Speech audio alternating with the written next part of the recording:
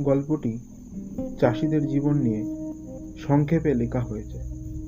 যদি গল্পটি ভালো লেগে থাকে অবশ্যই লাইক, কমেন্ট, সাবস্ক্রাইব করবেন। আলু নিয়ে যান, ভালো ভালো আলু নিয়ে যান। আলু কত করে দাদা? ভালো হবে তো? দেখে মনে হচ্ছে তো ভালোই।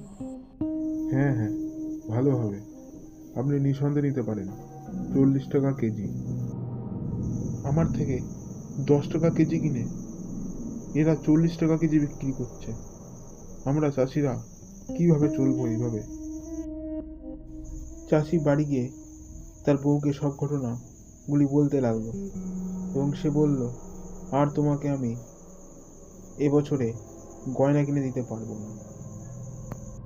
এইভাবেই আস্তে আস্তে চাষিরা সব হারিয়ে যাচ্ছে। ফুল ভিডিও খুব তাড়াতাড়ি আসছে।